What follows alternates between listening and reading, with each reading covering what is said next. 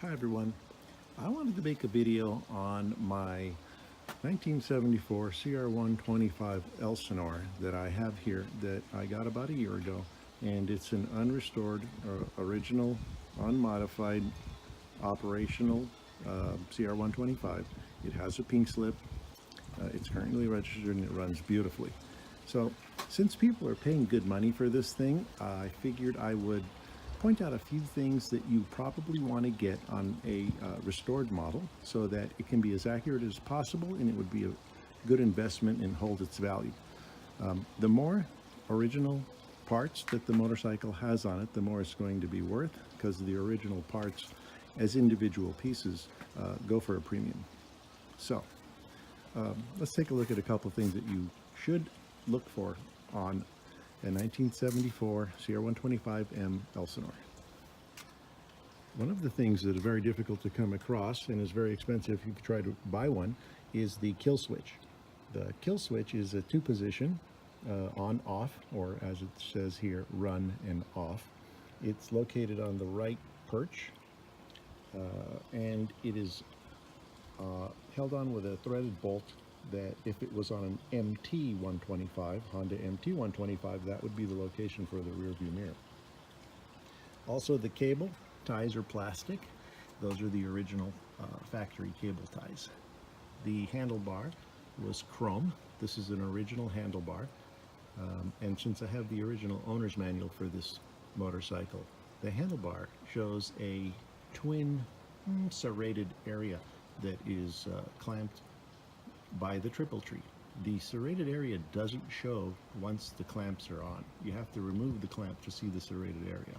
Unlike some nice aftermarket chrome handlebars that have a single serration, but they show through once the clamps are on. The other thing that the CR125 had was the clutch perch clamp, or whatever it would be called. It doesn't have an area where there's a raised section that's threaded for a rear view mirror or a bolt or anything of that nature. It's just a simple clamp for the clutch, and the one that would have the raised area with a threaded area to put a rear view mirror, that would be an MT125 or an MT250 perch. So the front forks. The front forks on the 74 had that chrome nut cap. That capped off the fork tube. It's threaded into the fork tube, and that was the way the 74s were made. The 75s had a cap that's on the inside, held in with a circlip, and it has a little plastic cover on top. The very difficult thing to find is the front original number plate. This is an injection molded original number plate. The back of it has a ridge that is depressed because the front is a raised edge.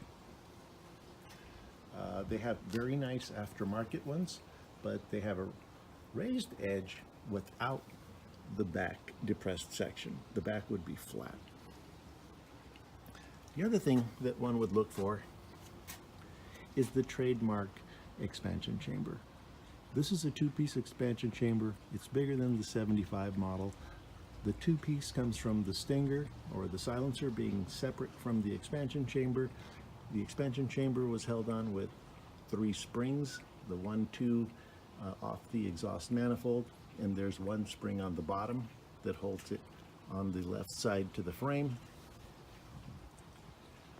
There's a support arm that comes off from the seat onto the stinger. And this model is pretty much 100% original equipment, except for that bolt. The original bolts look like the shock bolt. All the bolts look like that. It has a circle bisected in the middle, and the circle is in the middle of the bolt.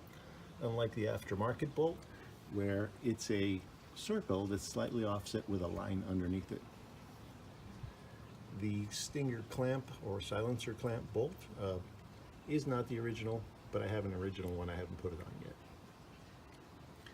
The rear brake lever has a spring on it, along with the front rear brake foot lever. It has a spring on it as well, and a grease fitting at the bolt. The kickstarter on the 74 was curved. A lot of them have straight kickstarters, but according to the owner's manual, it was curved. The carburetor, the 28mm K-Hin carburetor for the 74, had the serrated cap. The 75 has a coarse cap where it's like a little grip cast into the cap, and that's a 75 model.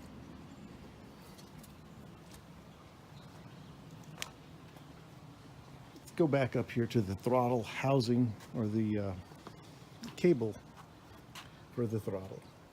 This is the original throttle assembly. That's the original cable. The original cable has a fine serration on the lock nut. The aftermarket ones have a coarse serration on the lock nut. That's the difference there. Let's take a look at the air filter. The air filter was the perforated cage. This is not the original air filter element. The original air filter element was a little gray piece of foam with like a velvety fuzz over it. That's the original hold down for the filter. It's a 10mm nut that holds that with a cotter key going through the shaft. The magneto wire is supported to the frame by the aluminum straps. Those straps have a black insulation on them that is somewhat of like a plasti dip. It's not like a shrink tube or like the aftermarket one where they slide a piece of plastic over a aluminum strap. A very, very nice aftermarket part, but it's not how the original ones were. That's the original fuel petcock. It's on off, it doesn't have a reserve. That's the original cylinder head. It's a single piston. The fins are all even. They don't taper down on the right side. Take a quick look. On the right side, they don't taper down like some heads are shown. Where they would curve down at this point, that was a MT125 head, and it was tapered down to accommodate the expansion chamber, because the expansion chamber was over the top of the cylinder. It wasn't swept on the bottom. Going to the rear shocks. The rear shocks are finned aluminum bodied shocks. They're Showa 360 shocks. The springs are a two-piece spring with a plastic separator right here. This is one of the springs, and this is the other spring. The rear sprocket was a steel sprocket, 49 teeth. That was how they came from the showroom floor. You had the option to get, I think, a 51. The tires are Bridgestone Motocross 6 on the rear, and the front is a Bridgestone Motocross 7. The front rim was a 21-inch rim. The rear was an 18-inch rim.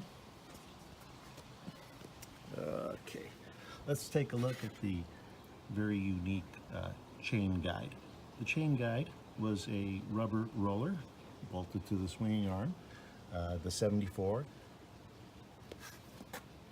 positions to bolt the chain guide is slightly closer to each other than a 75.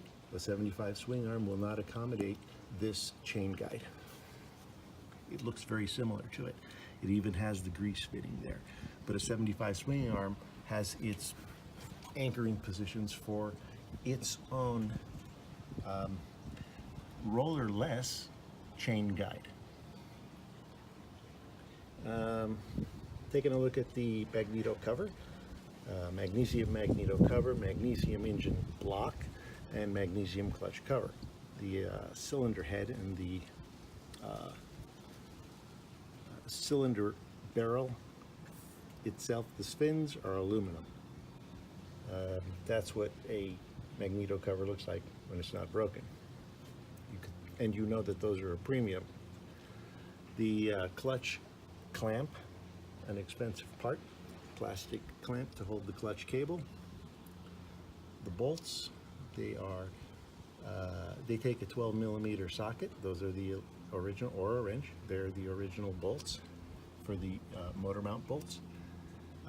The motorcycle basically had 10mm, 12mm, 14mm, 17mm, and 19mm nuts and bolts. If you have those wrenches, you can disassemble 99% of this motorcycle. Let's take a look. What else? The Expert Green, which is kind of a focal point. A lot of people restore the motorcycle with the Expert Green being gloss on the gas tank and the number plates. It was kind of a matte satin finish. It didn't have a clear coat on it. You could feel the ridges here if you were to move your hand over the masking tape areas, I guess. And it's an easy thing to reproduce today, but I guess people rather put a clear coat on the gas tank. The side plates were injection molded. This is an original side plate. It had one strip of foam, and there's the part number there. Also, that rubber hold down strap, the original ones are not the sharp ones. The original ones look like that.